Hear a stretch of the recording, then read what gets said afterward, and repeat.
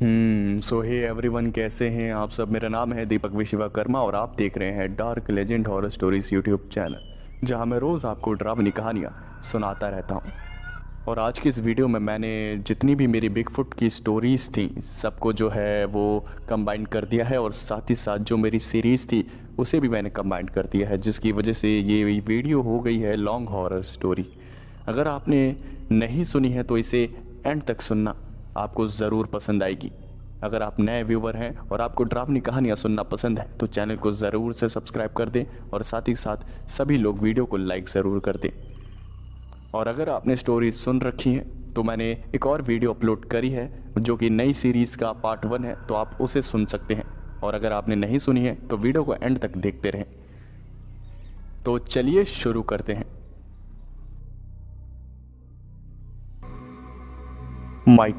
Michael एक special force का leader था जो कि अपने कैबिन में बैठकर कॉफ़ी पी रहा था।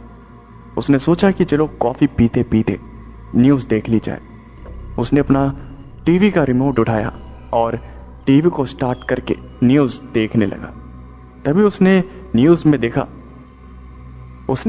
में देखा कि बर्फीले पहाड़ों में काफ़ी तेज़ तूफान आया है, जिसकी वजह से वहाँ कुछ लोग जो हैं वो फंस गए हैं। और जब उसने ये न्यूज़ देखी तब उसे उन लोगों की काफ़ी चिंता होने लगी। तभी उसके पास में रखा हुआ फ़ोन वो बजने लगा, और जब माइकल ने फ़ोन को देखा तो फ़ोन किसी और का नहीं बल्कि उसके सीनियर्स का आ रहा था। और माइकल ने कॉल को पिकअप किया और कहा, गुड मॉर्निंग सर। और बदले में उसके सीनियर्स ने कहा, गुड मॉर्निंग, न्यूज़ देखी? जिसके जवाब में माइकल ने कहा, जी सर मैंने देखी।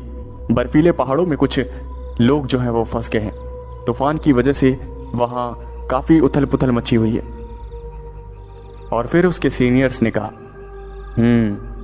सही न्यूज़ देखी है। हाँ, तैयार हो जाओ, हम तुम्हारी जो टीम है उसे वहाँ भेज रहे हैं। तुम्हारी फोर्स वहाँ जाएगी और वहाँ पर लोगों को रेस्क्यू करेगी। क्या तुम रेडी हो? अपने देशवासियों की रक्षा करने के लिए मैं 24 घंटे रेडी हूँ। माइकल ने अपनी जो फोर्स थी उसे असेंबल किया, और वो सारे जो फोर्स के मेंबर थे वो एक जगह इकट्ठा हुए। माइकल ने सारे मेंबर से कहा, काफ़ी दिनों बाद मिले हैं मेंबर्स, मैं उम्मीद करता हूँ आप सभी काफ़ी अच्छे होंगे। मेरे पास अभी किसी का हाल चाल पूछने का वक्त नहीं है, क्योंकि हमारे कुछ देश के वासी बर्फीले पहाड़ों में फंसे हुए हैं। वहाँ पर तूफान आया था जिसकी वजह से वो काफ़ी ज़्यादा परेशानी में हैं और हमें उन्हें बचाना है।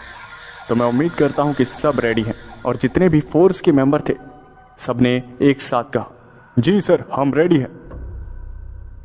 और जैसे ही माइकल ने ये बात सुनी, माइकल ने इशारा किया और सारे फोर्स के मेंबर प्लेन में बैठ गए।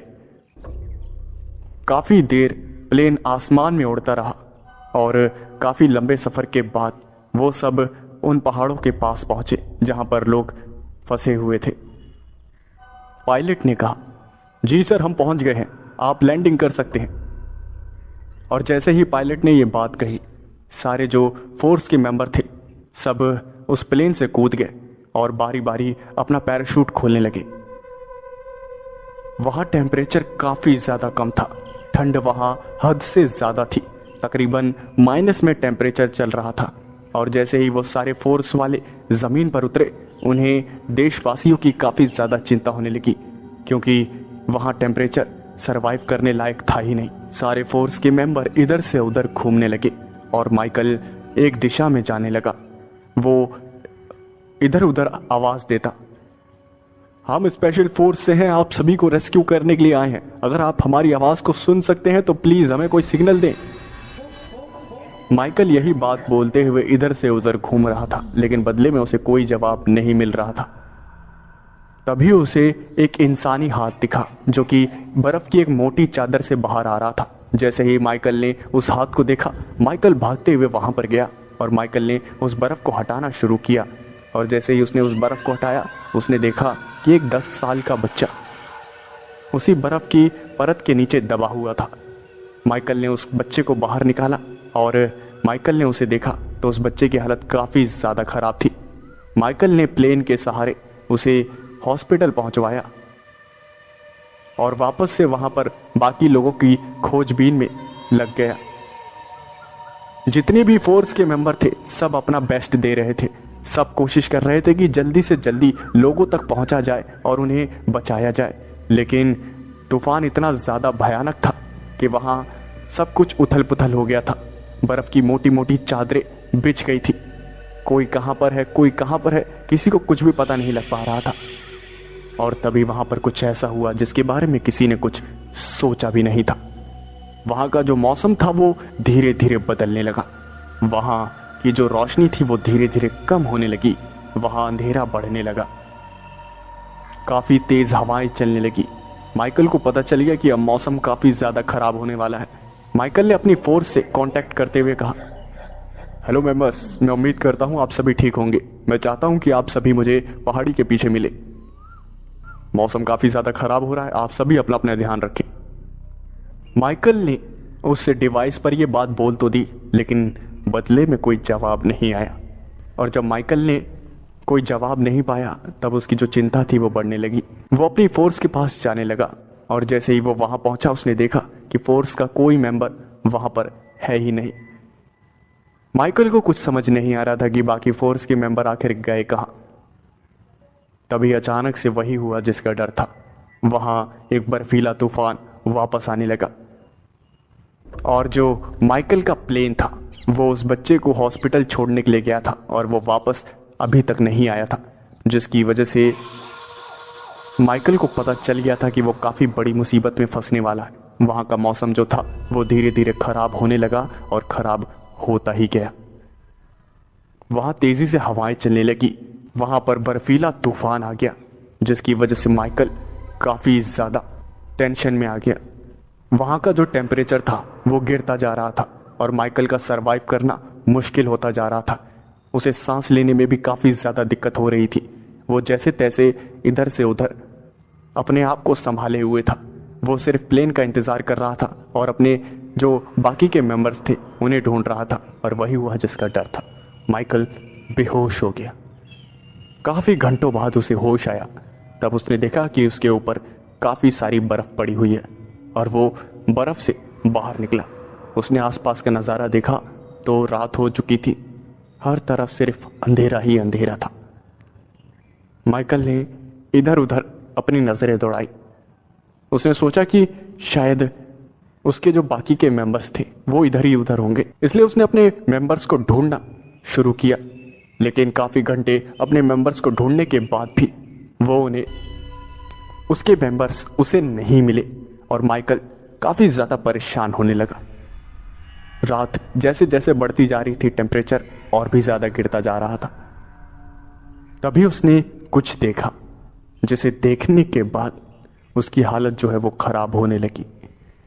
माइकल को अचानक से वहाँ आसपास से काफ़ी भारी भारी कदमों की आवाज़ें आने लगी, जैसे वहाँ पर कोई आ रहा था।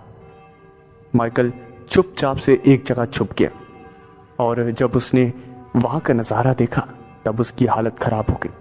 उसने देखा तकरीबन 15 फुट का एक जायंट विशाल काय बिगफुट चलते हुए एक दिशा में जा रहा था और उसके हाथ में एक इंसान था और वो इंसान और कोई नहीं, माइकल की फोर्स का एक मेंबर था। और उसकी हालत देखकर लग रहा था कि वो बेहोश है। वो बिगफुट उसे अपने कंधे पर उठाए हुए था और चले जा रहा था। माइकल ने उस बिगफुट का धीरे धीरे पीछा किया और पीछा करने की वजह से अचानक से उसने एक ऐसी जगह पैर रख दिया जहां पर एक बर्फ की परत थी और वो परत काफ़ी ज़्यादा कमज़ोर थी और उसके नीचे नदी थी, जिसकी वजह से वो माइकल सीधा पानी में गिर गया। और पानी इतना ज़्यादा ठंडा था कि माइकल का जो शरीर था वो जमता जा रहा था और सुन्न पड़ता जा रहा था। लेकिन माइकल को पता था कि अगर उसने अभी अपनी पूरी ताकत नहीं लगाई तब उसका मरना वो तय है।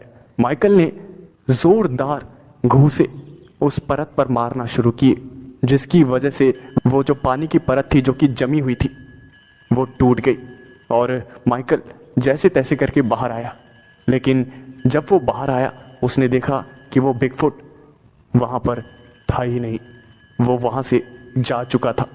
माइकल इधर से उधर भागने लगा कि आखिर वो बिगफुट गया कहाँ, लेकिन माइकल को वो बिगफुट वापस नजर नहीं आया। अब उसे चिंता होने लगी थी कि अगर वो जो बिगफुट था वो लोगों को अपने साथ ले जाकर उन्हें मार देगा। माइकल यही सब सोचता जा रहा था और उसकी टेंशन बढ़ती जा रही थी। माइकल को चक्कर आने लगे और माइकल बेहोश हो गया और सीधा उसकी आंख सुबह सुबह खुली। सुबह सुबह वो वापस उठा और उसने अपना जो कम्युनिकेशन डिवाइस था उसे निकाला और उसने देखा कि वो जो कम्युनिकेशन डिवाइस था वो खराब हो गया था। माइकल उस बर्फीले इलाके में भटकता रहा और उसके दिमाग में सिर्फ दो ही बातें चल रही थी। क्या उस बिगफुट ने लोगों को मार दिया होगा? क्या उसकी जो फोर्स के मेंबर थे वो सेफ हैं या नहीं? इन्हीं बातों से माइकल काफ़ी ज़्यादा परेशान हो रहा था। वो सिर्फ दुआ कर रहा था कि उसके जो फोर्स के मेंबर्स हैं और जो बाकी के आम आदमी हैं उन्हें कुछ भी ना हो। उसे पता था कि गवर्नमेंट जल्द से जल्द सर्च रेस्क्यू ऑपरेशन चलाएगी और कई सारे जो आर्मी के ऑफिसर्स हैं वो वहाँ पर आ जाएंगे, लेकिन तब तक माइकल को हिम्मत नहीं हारनी है और बाकी के लोगों को ढूंढते रहना है। इधर से उधर भटकते हुए माइकल को रात हो गई, लेकिन उसे कोई भी सुराग नहीं मिला। माइकल तकरीबन रात के 12 बजे इधर से उधर भटक रहा था। आसमान में जो तारे थे वो चमक रहे थे और ठंडी ठंडी हवाएं जो थी वो चल रही थी। माइकल काफ़ी ज़्यादा परेशान हो गया था। उसके बैग में थोड़ा बहुत खाने का सामान था जिसे वो खाकर अपना गुजारा चला रहा था। माइकल को एक ट्रेनिंग दी गई थी जिसमें उसे बर्फ़ का घर बनाने का तरीका बताया गया था और माइकल ने काफ़ी मेहनत के बाद एक छोटा सा जो घर था उसे तैयार किया और माइकल उसी के अंदर चला गया। उसे उस घर में गए हुए कुछ ही देर हुई थी तभी वहाँ पर फिर से भारी भारी कदमों की आवाज़ आने लगी और ये वही आवाज़ थी जो उसे पहले आई थी, यानी कि बिगफुट की। बिगफुट वहाँ आस ही पास था। माइकल बाहर निकला और उसने अपनी बंदूक को निकाला। जिस दिशा से वो भारी भारी कदमों की आवाज़ें आ रही थी माइकल उसी दिशा में भागता हुआ गया और माइकल जब उस आवाज़ के पास पहुंचा तब उसने देखा कि वो बिगफुट कहीं जा रहा था और माइकल फिर से उस बिगफुट का पीछा करने लगा। माइकल काफ़ी ज़्यादा सतर्क था। माइकल पूरा ध्यान रख रहा था कि उस बिगफुट को पता ना चले कि कोई उसका पीछा कर रहा है, जिसकी वजह से माइकल दबे पांव धीरे धीरे उस बिगफुट के पीछे चले जा रहा था। तभी उस बिगफुट ने कुछ ऐसा कहा जिसे सुनने के बाद माइकल के होश उड़ गए। उस बिगफुट ने कहा, मेरा पीछा मत करो, मेरा पीछा करने से कुछ नहीं मिलने वाला तुम्हें। तुम्हारे जो लोग हैं और तुम्हारे जो साथी हैं वो मेरे पास ही हैं और सुरक्षित हैं। अच्छा यही होगा कि तुम मेरे साथ चलो, वरना यहां मारे जाओगे। माइकल ने उस बिगफुट से कहा, देखो चुपचाप से सबको वापस कर दो वरना मैं तुम्हें जान से मार दूंगा। और फिर उस बिगफुट ने कहा, तुम शायद पागल हो, तुम्हें समझ नहीं आता। वो जो लोग हैं वो घायल हैं, अभी वो कहीं जा नहीं सकते, समझे?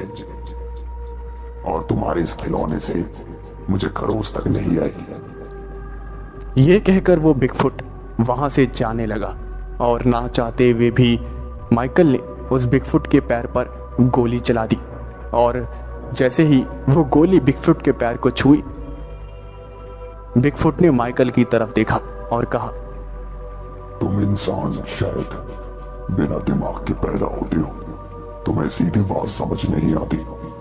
तुम्हारे इस खिलौने से मुझे कोई फर्क नहीं पड़ने वाला। अगर मैं उन सारे लोगों को वापस कर भी दूं तो भी वो सारे लोग और तुम यहां मारे जाओगे, क्योंकि रात में तापमान काफी ज्यादा कम हो जाएगा और वो जो लोग घायल हैं वो भी मारे जाएंगे और तुम भी। इसलिए अच्छा यही होगा कि तुम चुपचाप मेरे साथ चलो, वरना अगर वो आ गया तब तुम्हारी मौत पक्की है। और जैसे ही माइकल ने यह बात सुनी तब माइकल ने बंदूक को नीचे किया और माइकल ने कहा, आखिर तुम हो कौन और चाहते क्या हो? और फिर उस बिगफुट ने कहा, तुम दो कोड़े के लोगों से कोई क्या चाहेगा? तुम्हें लेने के अलावा देना ही क्या आता है? माइकल उस बिगफुट की बातें सुनकर काफी ज्यादा हैरान था। माइकल ने कहा, आखिर तुम कहना क्या चाहते हो? और फिर उस बिगफुट ने कहा, मैं सिर्फ इतना कहना चाहता हूँ कि मेरा पीछा करो बस, चुपचाप से। माइकल उस बिगफुट का पीछा करने लगा और बिगफुट सीधा सीधा चलने लगा। माइकल को उस बिगफुट के ऊपर यकीन नहीं हो रहा था। माइकल को लग रहा था कि यह बिगफुट कोई चाल चल रहा है। लेकिन काफी देर चलने के बाद वो दोनों एक गुफा के पास पहुंचे और माइकल ने देखा कि उस गुफा के अंदर आग जल रही थी। और फिर उस बिगफुट ने कहा, जाओ अंदर जाके देखो, तुम्हारे साथी सुरक्षित है। और फिर माइकल उस गुफा के अंदर गया। उसने देखा कि वहां कई सारे लोग घायल पड़े हुए थे और सबकी हालत नाजुक थी। उसमें से कोई आम लोग थे और कई फोर्स के मेंबर थे। और माइकल ने उस बिगफुट से कहा, तुम हमारी मदद क्यों कर रहे हो? और फिर उस बिगफुट ने कहा, अगर तुम्हें मदद नहीं चाहिए तो इन्हें लेकर यहाँ से चले जाओ, लेकिन फिर सबकी मौत के जिम्मेदार तुम ही होगी। माइकल समझ गया कि ये जो बिगफुट है वो अच्छा है।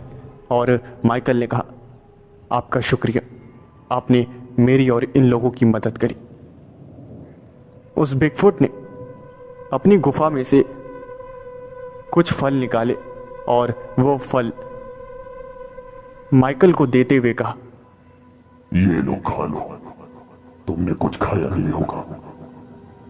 मैंने तुम्हें कल रात को ही देख लिया था और मैं तुम्हें ढूंढते हुए ही आया था। कल रात पता नहीं तुम कहां चले गए थे। और माइकल ने वो फल खाते हुए कहा, हाँ वो मैं पानी में गिर गया था, काफी ज्यादा ठंडा था। समझ गया। तभी उस गुफा के बाहर से कई सारी चीखने चिल्लाने की आवाजें आने लगी और जिसे सुनने के बाद माइकल ने कहा, ये आवाजें कैसी हैं? और फिर उस बिगफुट ने कहा, तुम सिर्फ अंदर बैठे रहो, मैं आता हूं अभी। कोई शोर शराबा मत करना। और ये कहकर वो बिगफुट उस गुफा के बाहर गया और माइकल ने छुपकर देखा तो उसने देखा कि वहां तकरीबन 8 से 10 बिगफुट खड़े थे। और वो जो सारे बिगफुट थे वो काफी ज्यादा विशालकाय थे और वो उस अच्छे बिगफुट से कह रहे थे, तुमने उस इंसान को क्यों छुपा कर रखा है और बाकी लोगों की भी तुम मदद कर रहे हो? देखो, तुम्हारे लिए अच्छा नहीं होगा। उन्हें हमारे हवाले कर दो, हम उन्हें खा जाएंगे। वो हमारा खाना है, इंसान अच्छे नहीं होते। और फिर उस बिगफुट ने कहा, तुम्हारा कोई हक नहीं बनता उन लोगों को मारने का। अच्छा यही होगा कि तुम यहां से चले जाओ। वो सारे बिगफुट काफी ज्यादा गुस्से में थे और उन्होंने गुस्से में वहां पर तबाही मचा दी। वो सारे इधर से उधर अपने हाथों को जमीन पर मार रहे थे, जिसकी वजह से जमीन जो थी वो टूट रही थी और हिल रही थी। और काफी देर खुरापात मचाने के बाद वो सारे बिगफुट वहां से चले गए। माइकल उस बिगफुट के पास आया और माइकल ने कहा, ये सब कौन थे?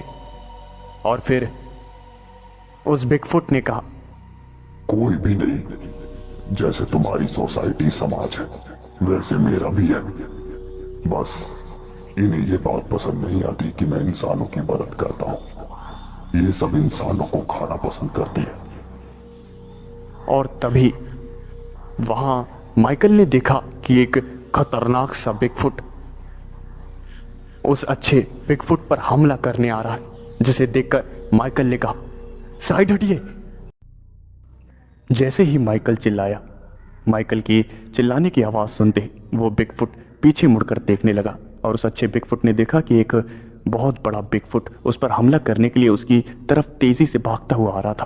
तभी उस अच्छे बिगफुट ने अपने आप को बचाते हुए उस बड़े बिगफुट को अपने दोनों हाथों से हवा में उठा दिया और उसे काफी दूर फेंक दिया और सारे बिगफुट एक साथ खड़े हो गए। और उन सारे बिगफुट्स ने उस अच्छे बिगफुट से कहा, क्या तुम्हारा दिमाग खराब हो गया है? तुम इन इंसानों के लिए हमसे लड़ोगे? क्या तुम भूल गए इन इंसानों ने हमारे साथ किया क्या है? जिसके जवाब में उस अच्छे बिगफुट ने कहा, हाँ, मैं जानता हूं इन्होंने हमारे साथ क्या किया है, लेकिन ये वो लोग नहीं हैं जिन्होंने हमारे साथ बुरा किया है, इसलिए हम इन्हें नुकसान नहीं पहुंचा सकते। और जैसे ही दूसरे बिगफुट्स ने यह बात सुनी तो उन बिगफुट्स ने कहा, तुम्हारा दिमाग खराब हो चुका है, तुम्हें इसकी कीमत चुकानी होगी। तुम अपनी ताकत का सबसे गलत इस्तेमाल कर रहे हो, हम तुम्हें देख लेंगे। ये कहकर वो सारे बिगफुट्स वहां से चले गए और माइकल ने उस बिगफुट से कहा, ये सब कौन थे और ये सब क्या कह रहे थे? और फिर उस बिगफुट ने कहा, उस बिगफुट ने कुछ और फल निकाले और माइकल को खाने के लिए दिए और खुद भी खाने लगा। माइकल ने फलों को खाते हुए उस बिगफुट से पूछा, क्या मैं जान सकता हूं कि आखिर वो सारे बिगफुट्स कह क्या रहे थे? हमने क्या बिगाड़ा है आपका? और फिर उस अच्छे बिगफुट ने बोलना शुरू किया, बहुत सालों पहले मेरी एक पूरी सोसाइटी हुआ करती थी और हम सब मिलकर जंगल में रहा करते थे। एक रात मैंने चीख पुकार की आवाजें सुनी और मैं उठा तो मैंने देखा कि घर के बाहर चारों तरफ आग लगी हुई थी जंगल में। मैंने अपने पिताजी को उठाया और मेरी मां भी उठी। सबने जंगल का नजारा देखा तो हर कोई वहां से अपनी जान बचाकर भाग रहा था। हमने आसमान में देखा तो कुछ उड़ने वाली चीजें थी जिसके अंदर से काफी खतरनाक बम गिर रहे थे। और तभी एक हेलीकॉप्टर उड़ता हुआ आया और उसमें से कुछ लोग निकले। उन्होंने जमीन पर उतरकर हम पर गोलियां चलानी शुरू कर दी। जितने भी सोसाइटी के बड़े लोग थे सबने सोसाइटी को बचाने के लिए इंसानों से लड़ाई करी, लेकिन इंसानों के पास काफी ज्यादा बड़े बड़े हथियार थे जिसकी वजह से बिगफुट नहीं बच पाए। और मेरा एक बड़ा भाई था, उसे उन्होंने एक इंजेक्शन लगाकर बेहोश कर दिया, लेकिन उससे पहले ही मेरे बड़े भाई ने मुझे वहां से भगा दिया और खुद उन इंसानों का शिकार बन गया। मेरी पूरी सोसाइटी तबाह हो गई, लेकिन मैं और कुछ बिगफुट्स बच गए और हम सारे उस जंगल से निकलकर यहां पहाड़ों की तरफ आ गए और यहीं पर रहने लगी। यहां कोई इंसान आता जाता नहीं है, इसलिए यही जगह हमें सुरक्षित लगती है। और वो बाकी के बिगफुट इंसानों से नफरत करते हैं। वो सोचते हैं कि जैसे सारे इंसान एक जैसे हैं, अगर एक इंसान बुरा है तो पूरी मानव जाति बुरी है। लेकिन मैं ऐसा नहीं सोचता, क्योंकि मुझे पता है कि हाथों की 5 उंगली एक बराबर नहीं होती। वैसे ही कुछ जीव अच्छे होते हैं, कुछ जीव बुरे होते हैं, और हम एक जीव की गलती की सजा पूरी उसकी जीव जाति को नहीं दे सकते। इसलिए मैं उनकी तरह इंसानों को नुकसान नहीं पहुंचाता। माइकल ने जैसे ही ये सारी बातें सुनी उसे शर्म आने लगी कि वो ऐसे लोगों के बीच रहता है जो कि शांत जीवों को परेशान करते हैं। माइकल ने कई दिन उस बिगफुट के साथ बिताए और धीरे धीरे सारे लोग ठीक होने लगे। जैसे जैसे सारे लोग ठीक होते गए और उन्होंने बिगफुट की कहानी सुनी तो सब के सब काफ़ी ज़्यादा भावुक हो गए। उन्हें पता चल गया कि वो जिस सोसाइटी में रहते हैं उसका एक काला भाग भी है जो कि मासूम जीवों को परेशान करता है, चाहे जीवों को मारकर उनकी चमड़ी बेचनी हो या ज़बरदस्ती उनसे काम करवाना हो। इंसान का एक काला भाग ऐसा भी है जो कि काफ़ी ज़्यादा बुरा है। और माइकल और बाकी लोगों को शर्म आ रही थी इस बात पर। वो बिगफुट से नज़रें नहीं मिला पा रहे थे कि इंसानों ने उस बिगफुट के साथ इतना सब बुरा किया और वो एक बिगफुट उन इंसानों के साथ इतना सब अच्छा कर रहा था। और जब सारे लोग ठीक हो गए तब उस बिगफुट ने उन लोगों से कहा, अब आप जा सकते हैं, अब आप पूरी तरह से ठीक है। मैं आपको आपके घर जाने का रास्ता बता देता हूं। वो बिगफुट उन सारे लोगों को एक रोड तक ले गया और उस बिगफुट ने कहा, यहाँ कई सारी गाड़ियां आती रहती हैं, आप यहीं इंतजार करिए, आपको कोई ना कोई गाड़ी जरूर मिल जाएगी। और मेरी आप सबसे एक विनती है कि आप बाहर अपने समाज में मेरे बारे में ना बताएं, क्योंकि हो सकता है कि वो हमें वापस से नुकसान पहुंचाने के लिए आ जाए और हम लड़ाई नहीं चाहते। हमें अपनी जिंदगी शांति से जीनी है। हम आप लोगों की तरह लड़ाई नहीं कर सकते। अब मैं चलता हूं यहां से। उन सारे लोगों की आंखों में आंसू थे और सबने उस बिगफुट को अलविदा कहा। वो बिगफुट धीरे धीरे वहां से जाने लगा। कुछ ही देर बाद वहां एक जंगल से एक विशालकाय बिगफुट भागता हुआ आया और वो काले रंग का था। उस बिगफुट ने इंसानों पर हमला करने के लिए उनके ऊपर छलांग लगा दी, लेकिन उससे पहले ही वो अच्छा बिगफुट वहां पर आ गया और उस अच्छे बिगफुट ने उस बुरे बिगफुट को काफी बुरी तरह से मारना शुरू कर दिया। और जब वो काला सा बिगफुट उस अच्छे बिगफुट को नहीं हरा पाया तो वो बिगफुट वहां से भाग गया। तभी वहां पर एक गाड़ी आ गई और वो अच्छा बिगफुट भी वहां से एक छलांग लगाकर कहीं और चला गया। उस गाड़ी ने वहां पर खड़े लोगों को देखा और उन्हें अपनी गाड़ी में बैठाकर वहां से ले गया। काफी दिन बीत गए और फिर माइकल ने अपनी ड्यूटी को वापस से ज्वाइन किया। उसका जो सीनियर था उसने माइकल को एक मिशन के लिए बुलाया और जैसे ही माइकल उस सीनियर के ऑफिस में पहुंचा तब उसके सीनियर ने माइकल से कहा, माइकल तुम्हें याद है तुम उस पहाड़ों में गए थे जहां पर ढेर सारी बर्फ पड़ती है? तुम वहां खो गए थे और काफ़ी दिनों बाद वहां से निकल पाए। और फिर माइकल ने हाँ में सर हिलाया और फिर उस सीनियर ने कहा, वहां पर बहुत सारे बिगफुट रहते हैं। मैं चाहता हूं कि वो सारे बिगफुट तुम पकड़ कर यहाँ लेकर आओ। और जैसे ही माइकल ने ये बात सुनी तब माइकल के होश उड़ गए। वो सोचने लगा कि आखिर इसको कैसे पता कि उस बर्फीली पहाड़ियों में बिगफुट रहते हैं। माइकल ने उस सीनियर ऑफिसर से कहा, सर वहाँ बिगफुट नहीं, तो वहाँ कोई तो बिगफुट नहीं रहते। मैं इतने दिन वहाँ भटका, वहाँ सरवाइव किया, मुझे कोई बिगफुट नहीं दिखा।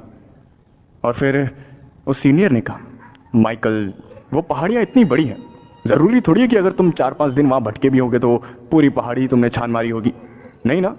तो मैं चाहता हूँ कि तुम वहाँ पर जाओ और वहाँ जितने भी बिगफुट रहते हैं उन्हें पकड़ कर लेकर आओ। तुम्हारे साथ एक बहुत बड़ी आर्टिलरी हम भेजेंगे जिसमें कई सारे खतरनाक हथियार होंगे। सर आप क्या करेंगे उन बिगफुट को पकड़ के? और फिर उस सीनियर ऑफिसर ने हंसते हुए कहा, अरे माइकल तुम मिशन पे जाओ ना, उन बिगफुट्स को पकड़ कर लेकर आओ। मैं तुम्हें कुछ दिखाना चाहता हूँ। माइकल काफ़ी पुराना और काफ़ी होनहार स्पेशल फोर्स का मेंबर था, जिसकी वजह से सीनियर्स उसके ऊपर काफ़ी ज़्यादा भरोसा करते थे और कि चलो मेरे साथ चलो। और फिर उस सीनियर ऑफिसर ने एक सीक्रेट दरवाजे को खोला। वो सीनियर ऑफिसर माइकल को अपने साथ लेकर गया और जैसे ही माइकल उस सीक्रेट दरवाजे के अंदर घुसा तो उसने जो देखा उसे देखकर वो हैरान रह गया। उसने देखा कि उस सीक्रेट दरवाजे के अंदर एक काफ़ी हाईटेक लैब थी, जिसे देखने के बाद माइकल के होश उड़ गए। उस सीनियर ऑफिसर ने कहा, ये देखो ये एक हाईटेक लैब है, ये एक मैंने ज़रूरी एक्सपेरिमेंट के लिए बनाई है।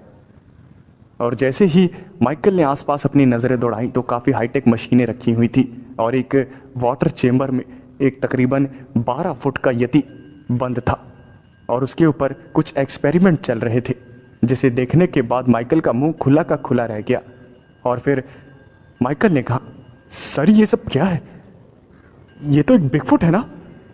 और फिर उस सीनियर ऑफिसर ने कहा, हाँ, ये एक बिगफुट है। हम इसे काफ़ी सालों पहले पकड़ कर लेकर आए थे और तब से हम इसके ऊपर रिसर्च कर रहे हैं। हम एक ऐसी रिसर्च पर काम कर रहे हैं जिसमें हम चाहते हैं कि हम एक ऐसी ब्रीड बनाएं जो कि बिगफुट की तरह ताकतवर हो और इंसान की तरह समझदार, ताकि वो हमारे लिए लड़ सके। हम उसकी एक आर्मी तैयार करें जिसकी वजह से हमारी जो कंट्री है वो दुनिया की सबसे पावरफुल कंट्री बन जाए और कोई भी हम पर आंख उठाकर ना देखे। लेकिन सर, ये सब तो गलत है ना? ये तो बेचारे बिगफुट्स पर अत्याचार हुआ। और फिर उस सीनियर ऑफिसर ने कहा, ओ कम ऑन, कोई अत्याचार नहीं है यार। अगर हम इन्हें अपने काम के लिए इस्तेमाल कर रहे हैं तो क्या ही फर्क पड़ता है। हम सिर्फ एक ऐसी आर्मी बनाना चाहते हैं जो कि बिगफुट की तरह ताकतवर हो और इंसान की तरह समझदार हो, बस। इससे ज़्यादा हमें क्या है? और देश की सुरक्षा से बढ़कर भी कुछ है क्या? मैं चाहता हूं कि तुम उन बिगफुट्स को पकड़ कर लेकर आओ, क्योंकि हमने सैटेलाइट इमेजेस में कुछ बिगफुट्स को देखा है और हमें यकीन है कि उस पहाड़ियों में कई सारे बिगफुट रहते हैं और हम चाहते हैं कि वो तुम पकड़ कर लेकर आओ। माइकल ने जैसे ही ये सारी बातें सुनी तब वो काफ़ी ज़्यादा घबरा गया। उसे कुछ भी समझ नहीं आ रहा था कि वो आखिर क्या करे। उसे पता था कि अगर वो मना करेगा तो नौकरी से हाथ धो बैठेगा, लेकिन उसके सामने उसी अच्छे बिगफुट की शक्ल आने लगी। माइकल याद करने लगा कि कैसे उस अच्छे बिगफुट ने माइकल की मदद करी थी। और फिर वापस से माइकल ने एक बार उस सीनियर ऑफिसर से कहा, ठीक है सर, लेकिन मुझे नहीं लगता कि वहाँ बिगफुट्स हैं, क्योंकि अगर होते तो मैं इतने दिन वहाँ घूमा हूँ तो मुझे ज़रूर नज़र आते। और फिर उस सीनियर ऑफिसर ने कहा, ओ कम ऑन, अब बस बहुत हुआ, तुम जाओ वहाँ से बिगफुट पकड़ कर लेकर आओ, मैं तुम्हें वेपन्स वगैरह दे देता हूँ। माइकल ने वापस से अपनी पुरानी फोर्स को इकट्ठा किया, क्योंकि वो सब बिगफुट के बारे में जानते थे। वो सारे हथियार लेकर वो एक प्लेन में बैठकर वापस से उसी पहाड़ी के ऊपर गए और वहां पर प्लेन से छलांग लगा दी। धीरे धीरे उन्होंने पैराशूट खोला और जमीन पर उतरे। काफी देर वो इधर से उधर भटकते रहे और फिर वहां फिर से मौसम खराब होना शुरू हो गया।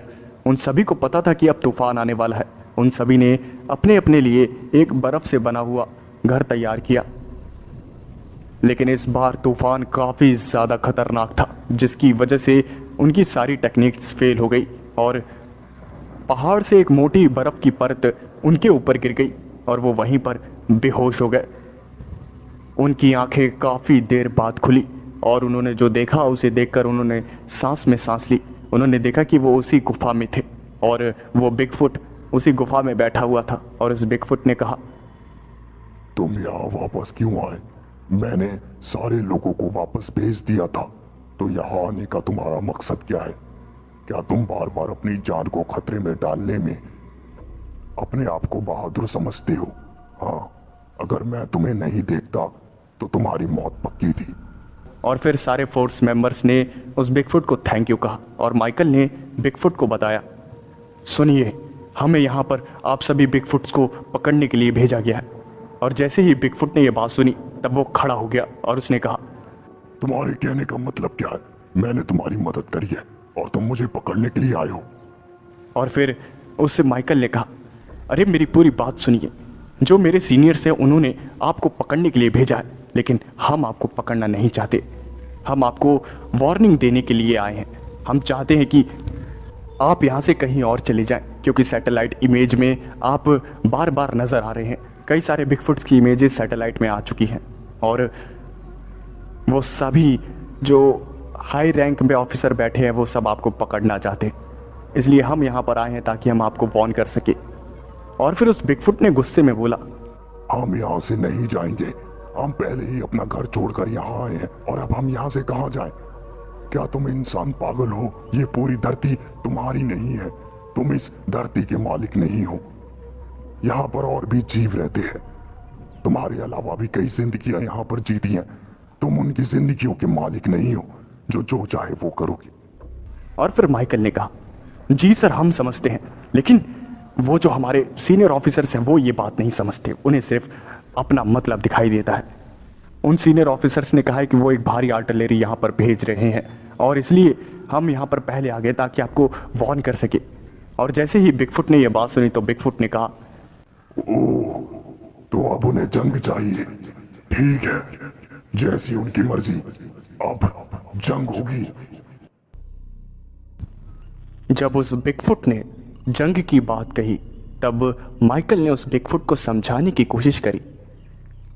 देखिए, मैं जानता हूं आप बहुत अच्छे हैं, लेकिन हम नहीं चाहते आपको कोई नुकसान पहुंचे, और उनके पास काफ़ी खतरनाक हथियार है, वो आपको पल भर में मार सकते हैं। और जब ये बात उस बिगफुट ने सुनी तब उस बिगफुट ने कहा, क्या ही फर्क पड़ता है, तुम तो वैसे भी जीने नहीं दे रहे हो। ऐसे घुट घुट के जीने से अच्छा, खौफ के साए में जीने से अच्छा एक बार लड़कर मर जाया जाए। मेरी फैमिली वैसे भी मर गई है, अब मैं ही बचा हूं, तो क्यों ना मैं भी लड़कर ही मर जाऊं। वो बिगफुट ये सब बोल ही रहा था, तभी अचानक से बाहर से कुछ आवाज़ें आने लगी। माइकल भागता हुआ गुफा के बाहर गया तो उसने देखा कि आसमान में एक प्लेन गश्त लगा रहा था, और वो प्लेन कोई नॉर्मल प्लेन नहीं था, वो एक फाइटिंग प्लेन था। तभी जो डिवाइस था माइकल के पास कम्युनिकेशन का, वो वाइब्रेट होने लगा, और माइकल ने जैसे ही उस डिवाइस को उठाया तभी उस डिवाइस से आवाज़ आई, हेलो माइकल, मैं फाइटिंग प्लेन का कैप्टन बोल रहा हूँ। आप जिस गुफा के बाहर खड़े हैं, क्या उसके अंदर बिगफुट है? क्या आपको आर्मी की ज़रूरत है? हम आर्मी अभी भेज सकते हैं, अगर आपकी परमिशन हो तो हम आर्मी को भेजें। और जैसे ही माइकल ने ये बात सुनी तब वो घबरा गया, और माइकल ने कहा, जी नहीं, यहाँ कोई बिगफुट नहीं है, मुझे आर्मी की ज़रूरत नहीं है, मैं और मेरे मेंबर्स यहाँ पर तलाशी ले रहे हैं, अगर हमें कोई भी सुराग मिलेगा तो हम आपको ज़रूर बताएंगे।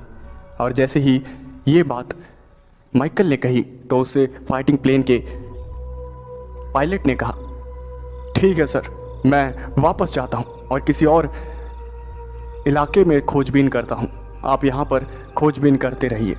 वो फाइटिंग प्लेन वहाँ से चला गया, और तब जाके माइकल ने चैन की सांस ली। माइकल भागते हुए वापस गुफा में गया और उसने उस बिगफुट को फिर से समझाने की कोशिश करी, लेकिन वो बिगफुट अब मानने वाला नहीं था, क्योंकि जो पानी था वो सर के ऊपर आ चुका था। और फिर बिगफुट ने उस गुफा से बाहर निकलकर जंगल की तरफ कदम बढ़ाए। माइकल भी उस बिगफुट के पीछे पीछे जाने लगा। उस बिगफुट ने कहा, देखो, तुम्हें मेरे पीछे आने की जरूरत नहीं है, समझे? तुम उस गुफा में ही रहो और मेरी बात मानो कि तुम यहां से चले जाओ और इस लड़ाई से दूर रहो। मैं नहीं चाहता कि किसी बेकसूर की जान जाए। वो बिगफुट जंगल में जा ही रहा था, तभी ढेर सारे बिगफुट वहां पर आ गए और उन बिगफुट्स ने कहा, बहुत जल्दी में लग रहे हो, हमने आसमान में फाइटिंग प्लेन्स को देखा है। क्या जंग होने वाली है? क्या उन्हें हमारे बारे में पता चल गया है? और फिर उस अच्छे बिगफुट ने कहा, हाँ, उन्हें पता चल गया है कि हम यहाँ पर हैं। अब वो जल्दी ही जंग को शुरू करेंगे। और जैसे ही अच्छे बिगफुट ने यह बात कही तब उन सारे बिगफुट ने उस अच्छे बिगफुट से कहा, ये सब तुम्हारी गलती है। अगर तुम उन इंसानों को मरने देते तो उन लोगों को पता नहीं चलता कि हम यहाँ पर रहते हैं। और फिर उस अच्छे बिगफुट ने कहा, उन लोगों की कोई गलती नहीं है, उन्होंने हमारे बारे में किसी को कुछ नहीं बताया। बस हम इस इलाके में इधर उधर घूमते हैं तो सैटेलाइट में हमारी फोटोज आ गई हैं, और कोई बात नहीं है। इसके बाद उन सारे बिगफुट्स ने कहा, तो अब तुम्हारे कहने का मतलब क्या है? अब हमें क्या करना चाहिए? वो सारे बिगफुट्स उस अच्छे बिगफुट के दुश्मन थे, लेकिन इस बार जो मुसीबत थी वो सभी बिगफुट्स के लिए थी, इसलिए सारे बिगफुट्स इकट्ठा हो गए। और फिर उस अच्छे बिगफुट ने कहा, जंग अब शुरू होने वाली है। अगर इंसानों ने जंग शुरू करी तो हम पीछे नहीं हटेंगे, भले ही हमारी मौत क्यों ना आ जाए। और ये बात सुनते ही वो सारे बिगफुट्स चिल्लाने लगे। वो सारे बिगफुट इकट्ठा होने लगे और उन्होंने एक सेना को तैयार किया। माइकल को पता चल गया था कि अब जंग होकर ही रहेगी। माइकल ने उन बिगफुट्स को बहुत समझाने की कोशिश करी, लेकिन वो सारे बिगफुट अब छुप छुप के थक गए थे। उन्होंने पहले अपना घर छोड़ा, उसके बाद बर्फीली पहाड़ियों में आए, लेकिन यहाँ पर भी उनका शिकार करा जा रहा था। अब ये बात उन्हें बर्दाश्त नहीं थी, इसलिए अब वो भी जंग के लिए तैयार हो गए थे। वो एक साथ झुंड में खड़े थे, जिसकी वजह से फाइटिंग प्लेन के कैप्टन ने उन्हें देख लिया और उन्होंने माइकल से कांटेक्ट करके कहा, हेलो हेलो माइकल, मैंने एक ढेर सारे बिगफुट्स को देखा है, उनका एक बड़ा झुंड अभी मेरे नीचे है, आप वहां से दूर हो जाइए, मैं वहां पर बमबारी करने वाला हूं। और जैसे ही माइकल ने ये बात सुनी तब उसकी रूह कांप गई और माइकल ने कहा, नहीं, कोई बमबारी नहीं होगी यहाँ पर। और जैसे ही उस पायलट ने ये बात सुनी तब उस पायलट ने कहा, क्यों, आखिर क्या बात है। और जैसे ही माइकल ने ये बात सुनी तब माइकल ने कहा, एक भी बिगफुट नहीं मरना चाहिए, क्योंकि सीनियर्स ने कहा है कि हमें बिगफुट्स को पकड़ना है, ना कि उन्हें मारना है। और ये कहकर माइकल ने उस कम्युनिकेशन डिवाइस को कट कर दिया और वो जो फाइटिंग प्लेन था वो वहां से चला गया। माइकल ने उन सारे बिगफुट्स को कहा, देखिए यहाँ खतरा है, आसमान में फाइटिंग प्लेन्स उड़ रहे हैं, कभी भी वो बमबारी कर सकते हैं। अभी तो मैंने उन्हें जैसे तैसे फंसा रखा है, लेकिन उनका कोई भरोसा नहीं है। अगर उन्होंने बमबारी कर दी तब आप सबका बचना काफ़ी ज़्यादा मुश्किल हो जाएगा, इसलिए आप यहाँ से किसी गुफा वगैरह में चले जाइए। कुछ देर बाद वही हुआ जिसका डर था। उन फाइटिंग प्लेन्स ने बमबारी शुरू कर दी, जिसकी वजह से उन जंगल में आग लग गई। सारे बिगफुट्स वापस से इकट्ठा हो गए और सबने जंग लड़ने का फैसला कर लिया। वो सारे बिगफुट गुस्से से लाल हो चुके थे और सब गुफा के बाहर निकले और सारे बिगफुट्स ने उन फाइटिंग प्लेन पर हमला कर दिया। वो बड़े बड़े पत्थर उठाकर उन फाइटिंग प्लेन्स पर फेंकने लगे और कई पत्थर जो है वो फाइटिंग प्लेन्स पर लग भी गए और वो फाइटिंग प्लेन वहीं तबाह हो गए। माइकल ने जंग को बहुत रोकने की कोशिश करी, लेकिन अब उसे पता था कि अब जंग शुरू हो गई है, अब उसे रोकना इम्पॉसिबल है। जब मिलिट्री ने देखा कि उसके फाइटिंग प्लेन्स धीरे धीरे तबाह हो रहे हैं, तब उन्होंने और भी ज़्यादा फाइटिंग प्लेन्स को भेजा और बमबारी को काफ़ी ज़्यादा कर दिया, जिसकी वजह से वहाँ आग बढ़ती जा रही थी और बिगफुट्स का बचना मुश्किल होता जा रहा था। बिगफुट्स पहाड़ियों में चले गए और जहाँ पर टेम्परेचर काफ़ी ज़्यादा कम था और वहाँ पहाड़ों की वजह से उन्हें थोड़ी बहुत प्रोटेक्शन भी मिल रही थी और उसी प्रोटेक्शन का फ़ायदा उठाकर बिगफुट बड़े बड़े पत्थरों को फाइटिंग प्लेन्स के ऊपर फिर से फेंकने लगे और कई सारे फाइटिंग प्लेन एक बार फिर से तबाह हो गए। वो सारे बिगफुट्स मरने मारने के लिए तैयार हो चुके थे और वो अच्छा बिगफुट भी काफ़ी बहादुरी से उन फाइटिंग प्लेन्स का सामना कर रहा था। उसने कई सारे फाइटिंग प्लेन्स को तबाह कर दिया था और जब वहाँ के फाइटर प्लेन्स के पायलट्स ने देखा कि जो पासा है वो पलट रहा है, तब उन्होंने सीनियर्स को कॉल किया और फिर वहाँ के सीनियर्स ने कहा, क्या बकवास कर रहे हो, हमारे इतने फाइटिंग प्लेन्स कैसे तबाह हो सकते हैं, इतने खतरनाक फाइटिंग प्लेन उड़ा रहे हो फिर भी वो तुम्हें मात दे रहे हैं। सुनो मेरी बात, मैं एक और फाइटिंग प्लेन भेज रहा हूँ और ये जो फाइटिंग प्लेन है ये काफ़ी ज़्यादा खतरनाक है और इसे कुछ होना नहीं चाहिए। तुम जितने भी फाइटिंग प्लेन उड़ा रहे हो वो सारे के सारे फाइटिंग प्लेन इस फाइटिंग प्लेन की प्रोटेक्शन करो और ये जो फाइटिंग प्लेन है इसके अंदर से एक चीज़ निकलेगी और उसका साथ देना, समझे। जितने भी फाइटिंग प्लेन्स के पायलट्स थे सबने हाँ कही और वहीं मिलिट्री बेस से एक और काफ़ी खतरनाक फाइटिंग प्लेन पहाड़ों की तरफ रवाना हो गया। कुछ ही देर बाद वो फाइटिंग प्लेन वहाँ पहुँचा और उस फाइटिंग प्लेन के अंदर से एक बॉक्स गिरा जो कि काफ़ी बड़ा था। उस बॉक्स की हाइट तकरीबन 20 फुट थी और वो मेटल का बना हुआ था। वो लोहे का बना बॉक्स सीधा पहाड़ी के बीचों बीच जाकर गिरा। जितने भी बिगफुट से सब उस बॉक्स से दूर हो गए क्योंकि उन्हें लग रहा था कि वो बॉक्स एक बॉम्ब है, लेकिन तभी वो बॉक्स जो था वो फट गया और जितने भी बिगफुट्स थे सब काफ़ी दूर जाकर गिरे। सारे बिगफुट्स उस बक्से को देखने लगे कि आखिर उसमें था क्या और तभी उन्होंने जो देखा उसे देखकर उन्हें अपनी आंखों पर यकीन नहीं हुआ। खासकर उस अच्छे बिगफुट को। उस अच्छे बिगफुट ने देखा कि उस बक्से के अंदर से तकरीबन एक 20 फुट का बिगफुट बाहर आया और उसने चारों तरफ देखा। जैसे ही उस अच्छे बिगफुट ने उस बक्से से निकले हुए बिगफुट को देखा तब उस अच्छे बिगफुट की आंखों में आंसू आ गए क्योंकि वो बिगफुट और कोई नहीं बल्कि वो उस अच्छे बिगफुट का बड़ा भाई था जिसे बचपन में इंसान पकड़ कर ले गए थे। अपने बड़े भाई को इतने सालों बाद देखकर उस अच्छे बिगफुट की आंखों में आंसू आ गए, क्योंकि उस अच्छे बिगफुट को लग रहा था कि उसका भाई भी मारा गया है। लेकिन अपने भाई को जिंदा देखकर उस अच्छे बिगफुट की खुशी का कोई ठिकाना ही नहीं था। वो अच्छा बिगफुट भागते हुए उस दूसरे बिगफुट के पास, यानी कि अपने बड़े भाई के पास गया और उस अच्छे बिगफुट ने कहा, भाई आप ठीक तो है? मैंने तो उम्मीद ही खो दी थी कि आप बचे हैं, लेकिन आपको जिंदा देखकर वापस से बहुत खुशी हो रही है भाई। तभी उस बिगफुट ने उस अच्छे बिगफुट को एक जोरदार हाथ मारा और वो अच्छा बिगफुट कई फुट दूर जाकर गिरा। उस अच्छे बिगफुट को यकीन नहीं हो रहा था कि उसका बड़ा भाई उस पर हमला क्यों कर रहा है। उसे कुछ भी समझ नहीं आ रहा था। उस अच्छे बिगफुट ने एक बार फिर से उस बिगफुट से, यानी कि अपने बड़े भाई से बात करने की कोशिश करी। उस अच्छे बिगफुट ने कहा, भाई आप लड़ क्यों रहे हैं? आप तो हमारी तरफ है ना। तभी वहां पर माइकल भी आ गया और उसने देखा कि उस बिगफुट के गले में एक इलेक्ट्रिक बेल्ट लगी हुई है। और उस बेल्ट को देखकर माइकल को पता चल गया कि उस बिगफुट को कंट्रोल किया जा रहा है। माइकल ने चिल्लाते हुए कहा, आप उससे दूर हो जाइए, आपके बड़े भाई को कोई कंट्रोल कर रहा है, वो अपने काबू में नहीं है। जैसे ही उस अच्छे बिगफुट ने यह बात सुनी तब उसे यकीन नहीं हुआ, लेकिन उसे पता था कि उसका बड़ा भाई उस पर कभी हमला नहीं करेगा। इसलिए बिगफुट ने भी यकीन कर लिया कि उसके बड़े भाई को कोई और कंट्रोल कर रहा है। और वापस से बिगफुट्स में और उन इंसानों में जंग शुरू हो गई।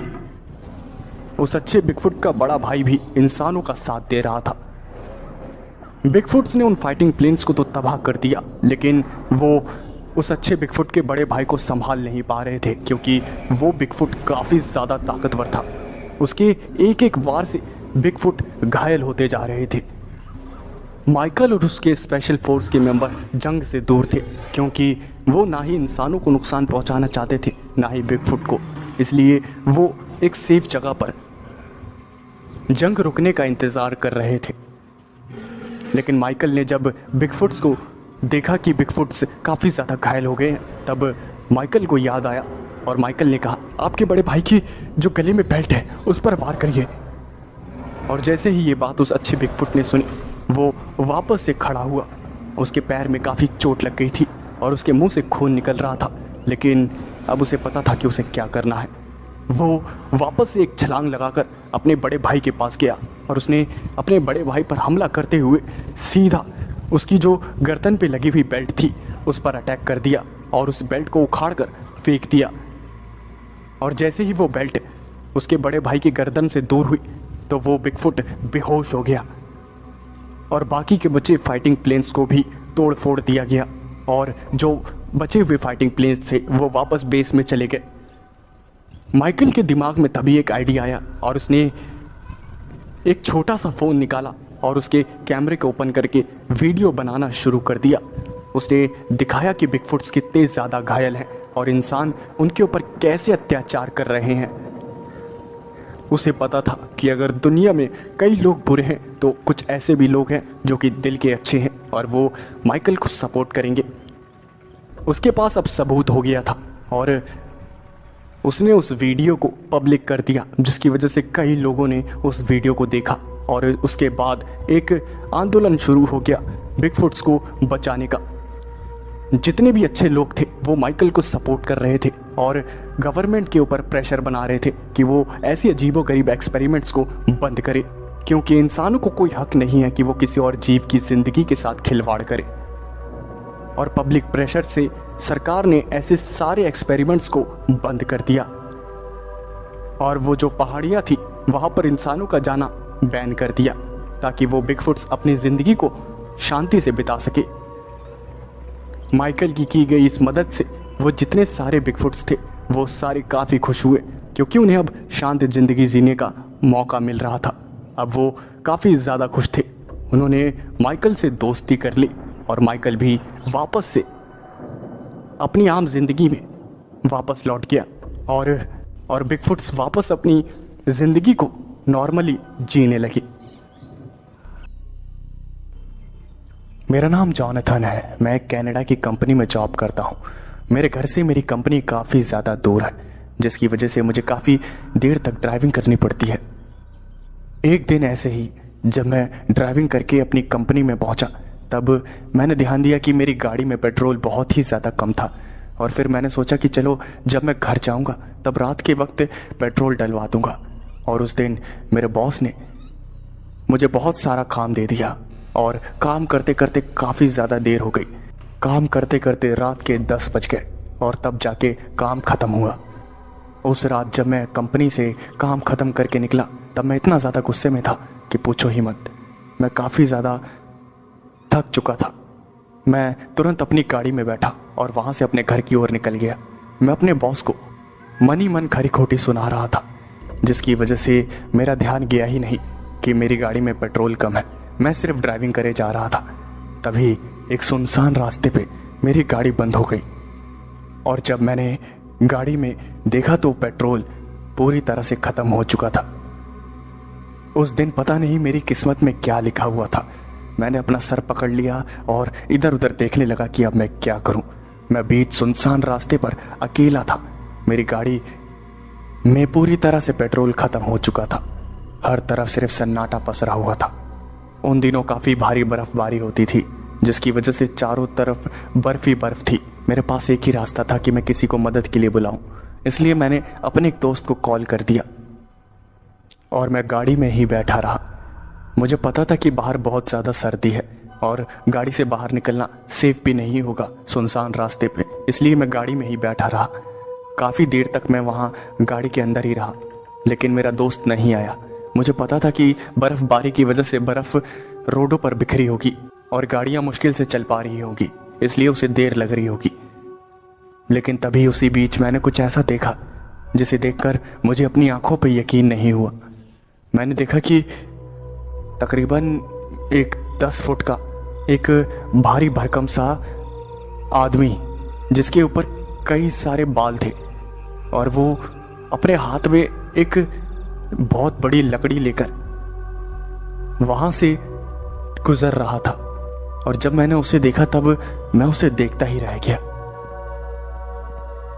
वो कोई इंसान नहीं था, ना ही कोई जानवर। समझ ही नहीं आ रहा था कि क्या था वो पूरा एक गोरिल्ले की तरह था, लेकिन पूरा सफेद था और गोरिल्ले से कम 2 गुना ज्यादा बड़ा था वो। और जब मैंने उसे ध्यान से देखा तब मुझे याद आया कि वो एक बिगफुट है, यानी कि यति। उसने मेरी तरफ देखा और जब उसने मेरी तरफ देखा तब मुझे लगा कि शायद अब मुझे भागना चाहिए, लेकिन उसने मेरी तरफ देखकर मुझे नजरअंदाज कर दिया, जैसे उसे कोई फर्क ही नहीं पड़ता मेरे होने से। वो चुपचाप शांति से वहां से चला गया। लेकिन उसने मुझे नुकसान क्यों नहीं पहुंचाया, मैं ये समझ नहीं पाया। शायद वो एक शांत जीव था जिसे दूसरों को परेशान करने में कोई दिलचस्पी नहीं थी। वो चुपचाप वहां से चला गया, लेकिन वो इतना ज़्यादा बड़ा था और विशालकाय था, जिसकी वजह से मैं उसे देखकर बहुत ज़्यादा डर गया था। मैं 10 मिनट तक अपनी गाड़ी में ही बैठा रहा और उसी जीव के बारे में सोचता रहा। तभी मेरी गाड़ी पे किसी ने खटखटाना शुरू किया और फिर मैंने देखा तो मेरा दोस्त आ रखा था। और मेरे दोस्त ने कहा, रास्ते पे वो बर्फ जमी हुई थी, काफ़ी मुश्किल से आया हूँ, पेट्रोल है मेरे पास, रुक तेरी गाड़ी में डालता हूँ।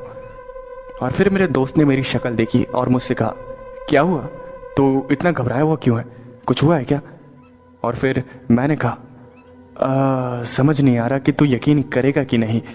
और फिर मेरे दोस्त ने कहा, ऐसा क्या हो गया? और फिर मैंने अपने दोस्त को बताया, अभी मैंने कुछ ही देर पहले यहाँ पर एक बिगफुट को देखा है और वो काफ़ी ज़्यादा विशालकाय था। ये बात सुनकर मेरे दोस्त ने कहा, अरे यार क्यों मजाक कर रहा है, मैंने तेरी गाड़ी में तेल डाल दिया है, चल अब गाड़ी स्टार्ट कर और चलते हैं यहाँ से। मैंने अपने दोस्त को बहुत समझाया और फिर मेरे दोस्त ने कहा, अरे यार क्यों मजाक कर रहा है, यति वगैरह सिर्फ कहानियों में होते हैं, समझा, हकीकत में उनका कोई वजूद नहीं होता। तभी मेरे दोस्त ने कहा, सच बता, तूने सच में यति को देखा है? और फिर मैंने हाँ में सर हिलाया।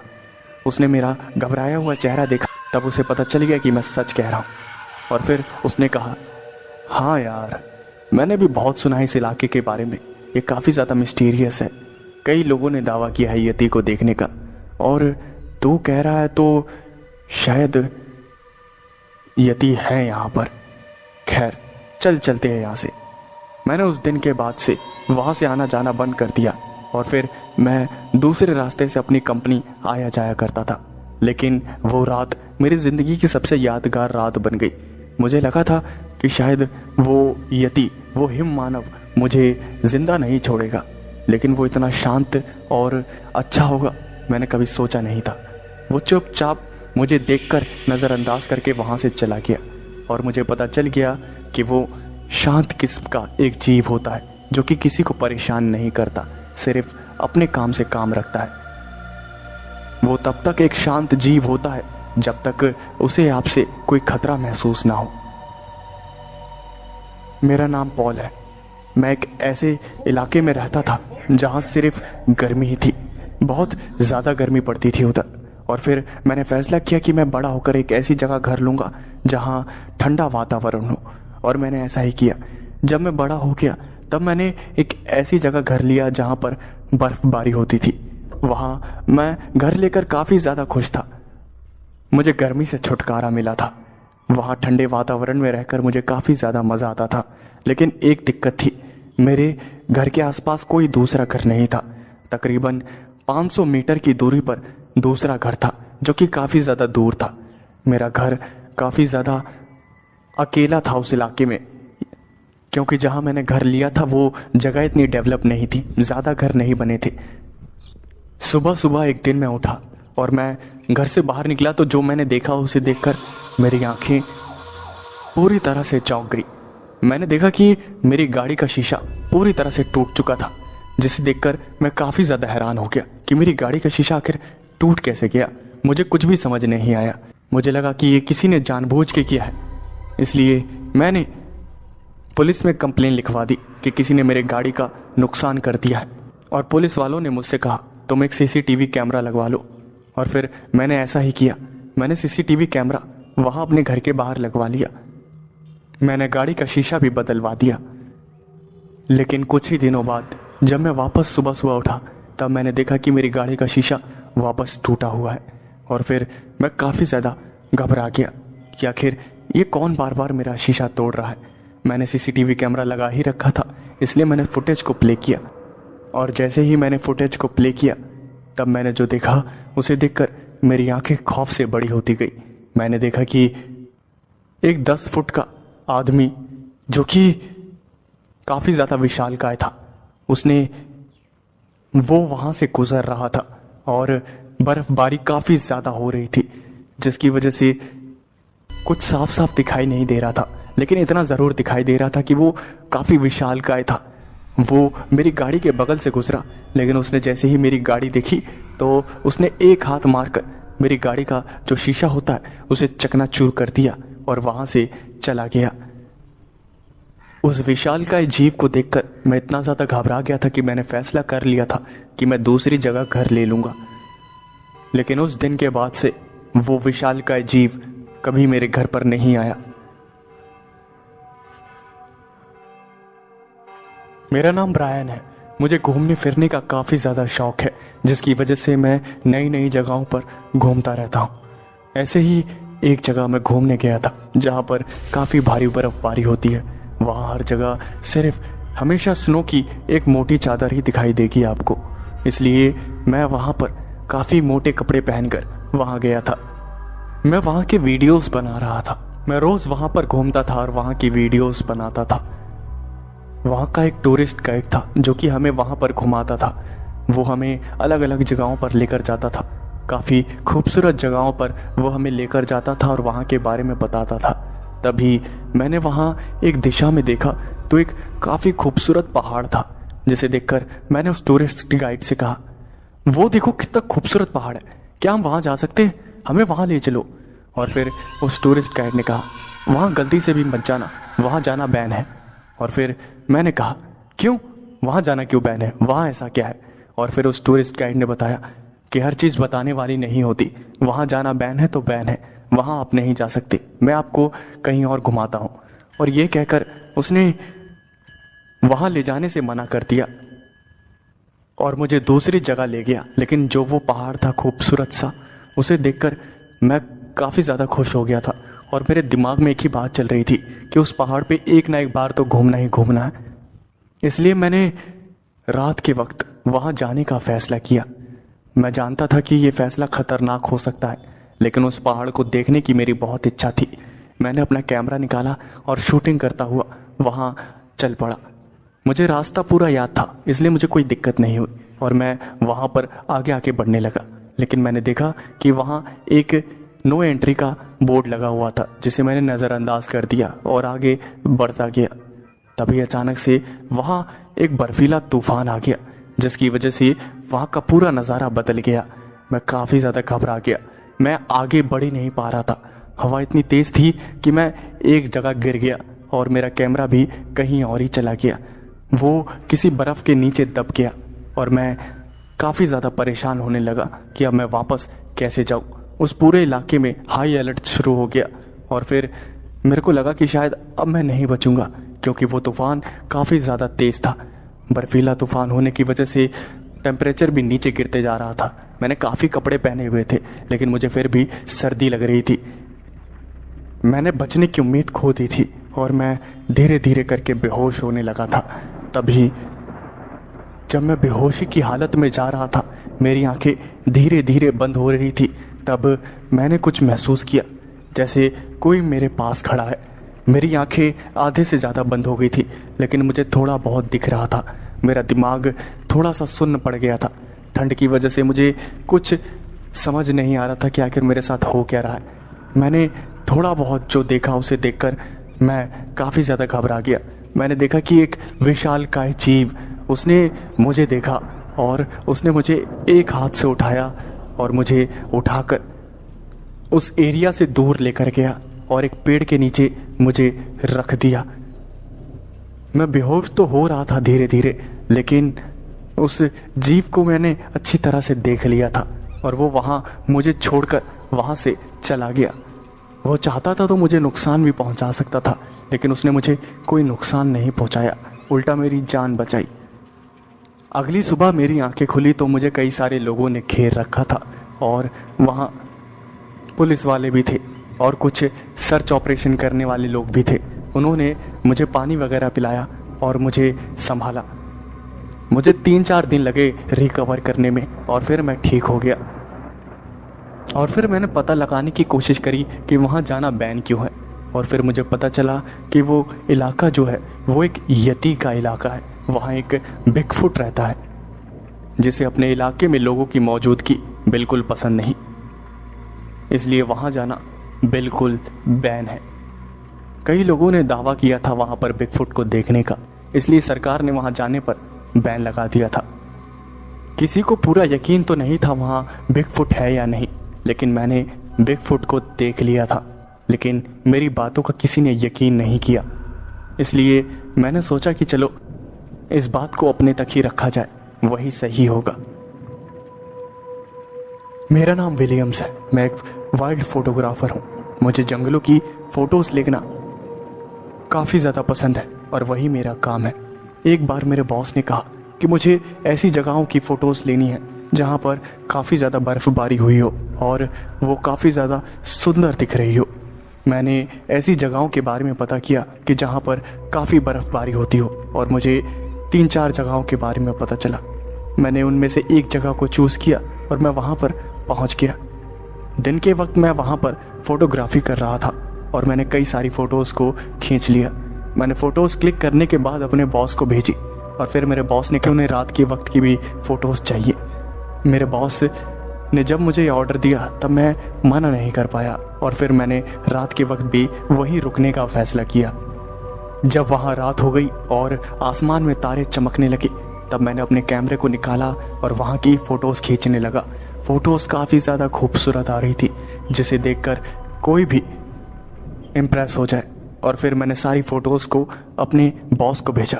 उन्होंने मेरी बहुत तारीफ़ करी और फिर मैंने सोचा कि चलो अब घर चला जाए, इसलिए मैंने अपने सामान को पैक करना शुरू किया। और जब मैं वहाँ से जा ही रहा था तभी मैंने ऐसा महसूस किया जैसे वहाँ कोई आ रहा हो, और फिर मैंने आसपास देखा तो वहाँ कोई भी नहीं था।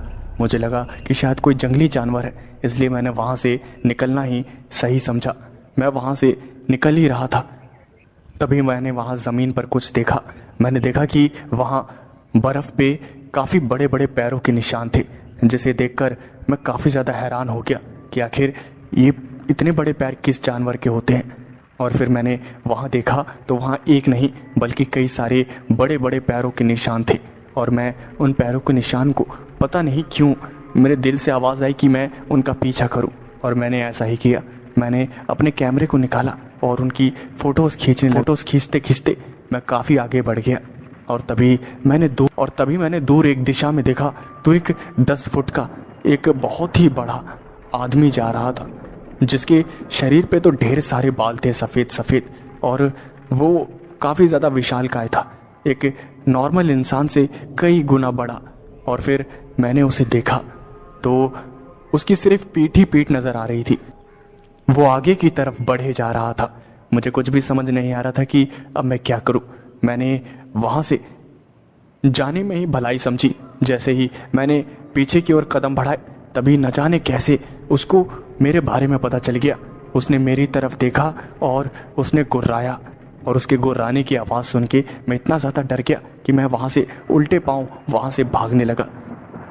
मैं जैसे तैसे उस रात वहाँ से निकल कर वापस आ पाया। और ये जब मैंने ये बात बताई तब मेरे बॉस ने मेरा यकीन नहीं किया। मैंने उनको फ़ोटोज़ दिखाई, तब उन्हें लगा कि शायद ये फेक फ़ोटोज़ है, लेकिन मेरा दिल ही जानता है कि वो रियल फ़ोटोज़ थी। वो तो अच्छा हुआ उस जीव ने मेरे ऊपर हमला नहीं किया, वरना वो मुझे आसानी से मार सकता था। हेनरी अपने ट्रक को ड्राइव करता हुआ अपनी मंजिल की ओर बढ़ रहा था। उसे अपने सामान को पहुंचाना था। वो सामान डिलीवर करने में पहले ही बहुत ही ज़्यादा लेट हो चुका था, और इसकी वजह से वो ट्रक को काफ़ी तेज़ी से चला रहा था। और न जाने उसकी किस्मत में क्या लिखा था, उसे इतना लेट हो रहा था। ऊपर से वो जिस रास्ते से जा रहा था वहाँ ट्रैफिक जाम हो गया, और वहाँ एक लंबी लाइन लग गई गाड़ियों की, जिसे देखकर हेनरी का दिमाग खराब हो गया। तभी हेनरी ने एक छोटा रास्ता देखा, लेकिन वो रास्ता जंगल से होता हुआ जा रहा था। वो रास्ता कच्चा था, लेकिन इतनी जगह थी कि एक ट्रक निकल सके वहां से। हेनरी का दिमाग वैसे ही खराब था। उसे बार बार कॉल आ रहे थे सामान को जल्दी पहुंचाने के। हेनरी काफ़ी ज़्यादा परेशान हो रहा था, और इसी परेशानी में उसने फैसला ले लिया उसी कच्चे रास्ते से जाने का। उसने अपने ट्रक को उस कच्चे रास्ते की ओर बढ़ा दिया। वो अपने ट्रक को लेकर उस कच्चे रास्ते पे चलने लगा, और इसी हड़बड़ी जल्दबाजी में उसने एक गलती कर दी। उसने वहाँ का एक बोर्ड नहीं देखा। वहाँ नो एंट्री का बोर्ड था, वहाँ जाना माना था, और एक बोर्ड लग रखा था कि वहाँ दलदली इलाका है, जहाँ जाना खतरे से खाली नहीं। लेकिन हड़बड़ी और घबराहट के कारण हेनरी को वो दोनों ही बोर्ड नहीं दिखे, और उसने छोटे रास्ते के चक्कर में वहीं से अपने ट्रक को ले जाना शुरू कर दिया। और वही हुआ जिसका डर था।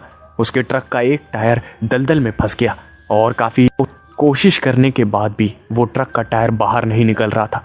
हेनरी ने बाहर आके देखा तो ट्रक का टायर बहुत बुरी तरह से अंदर फंस गया था। हेनरी अपने ट्रक के टायर को देखते हुए यही सोच रहा था कि क्या किया जाए।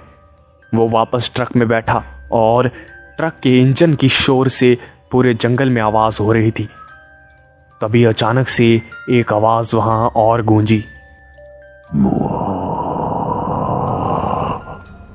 ये आवाज सुनते ही हेनरी काफी ज्यादा घबरा गया, और वो ट्रक को निकालने की और ज्यादा कोशिश करने लगा। ट्रक के गियर बदले जा रहा था, वो ट्रक की स्पीड को बढ़ाया जा रहा था कि जैसे तैसे वो निकले। वो अपने पूरे दिमाग को लगा रहा था कि जैसे तैसे यहाँ से निकला जाए। वो इस आवाज से काफी ज्यादा डर गया था।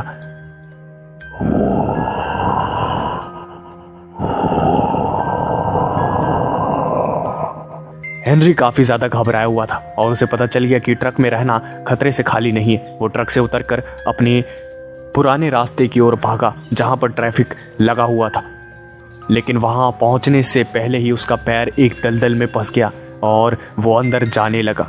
वो मदद के लिए चीखे लगाने लगा, लेकिन जंगल के ज्यादा अंदर होने के कारण वहां किसी भी बाहर वाले को उसकी आवाज नहीं सुनाई दी, और हेनरी चिल्लाता रहा। उसके चिल्लाने से वही आवाज वापस आने लगी।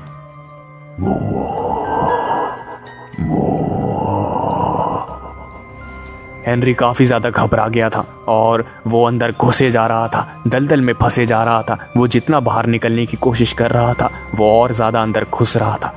तभी अचानक से उसने देखा कि एक विशाल काय 15 फुट का एक बिग फुट उसके सामने खड़ा था और वो हेनरी को ही आंखों में आंखें डाल के देख रहा था।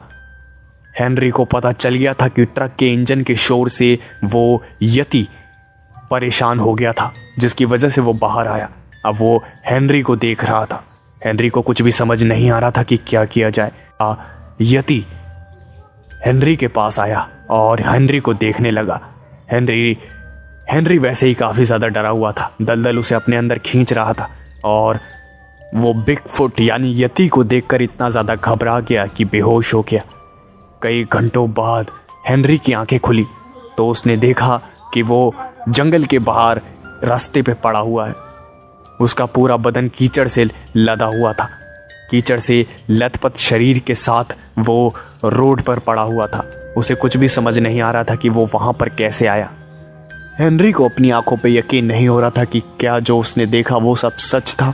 क्या सच में उसने एक विशाल काय 15 फुट के बिग फुट को देखा था, जिसकी कद काठी किसी भी आम इंसान से कई ज्यादा बड़ी थी। और अगर ये सब सिर्फ एक भ्रम था तो वो उस दलदल से बाहर आया कैसे? उसकी मदद किसने की? वहां उस बिगफुट के अलावा था ही कौन? यही सब बातें हेनरी को परेशान कर रही थी। हेनरी जैसे तैसे खड़ा हुआ और हॉस्पिटल गया। हॉस्पिटल में अपना इलाज करवाने के बाद वो मदद लेके वापस उस जंगल में आया, क्योंकि उसका ट्रक अभी भी वहीं पड़ा था। वो अपने ट्रक को बाकी लोगों की मदद से बाहर लेकर आया और उसने अपने माल को डिलीवर किया। उसने इन सब बातों को भूलने का फैसला कर लिया था। कई दिनों तक वो उसी रास्ते से आता जाता था, लेकिन एक रात जब वो एक और डिलीवरी करने के लिए उस जंगल वाले रास्ते के पास से गुजर रहा था, तभी उसे वही आवाज वापस सुनाई दी।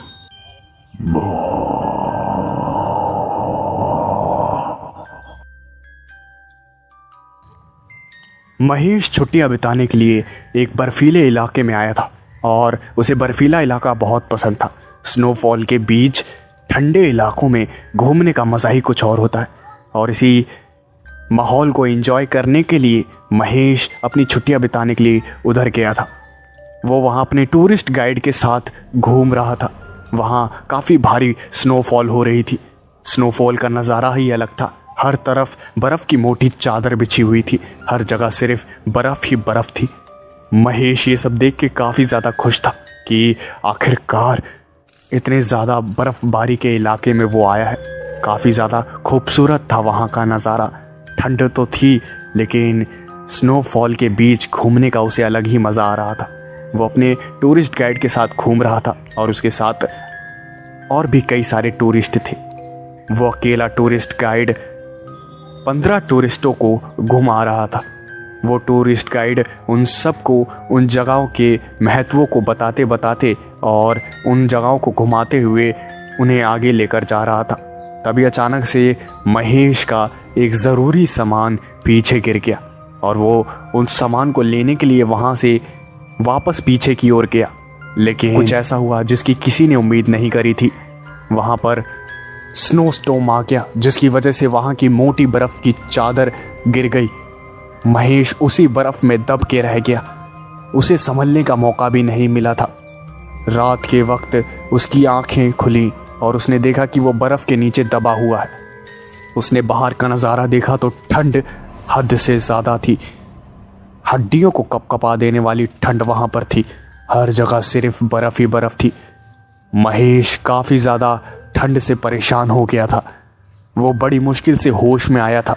वो भगवान का शुक्र मना रहा था कि वो जिंदा बच गया, वरना इतने खतरनाक गिरे हुए टेम्परेचर में कोई भी सरवाइव नहीं कर पाता। लेकिन महेश अपनी किस्मत और थोड़ा बहुत ताकत के कारण बच गया था।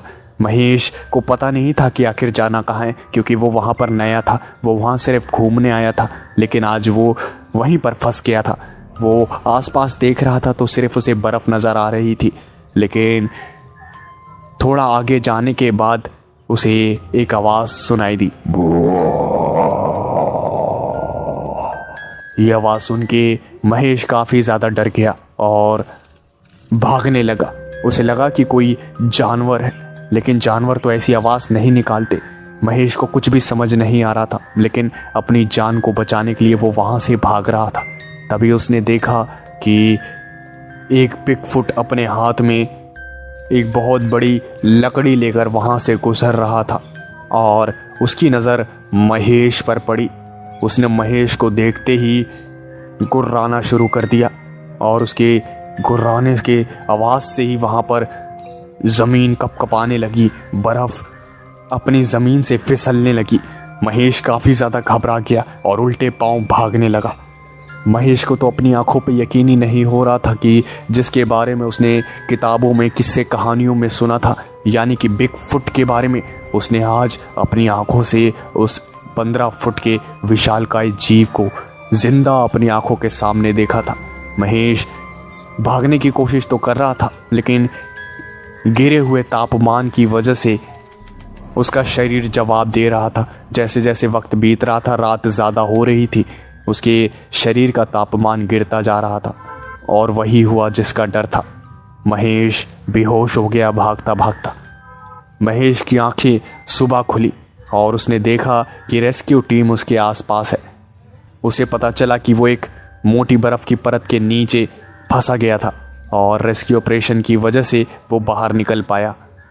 लेकिन जब उसने ये बात सबको बताई तो किसी ने उसकी बातों पे यकीन नहीं किया। सब ने यही कहा कि ये सिर्फ तुम्हारा वहम है, लेकिन अभी भी वो आवाज़ महेश को सुनाई दे रही थी।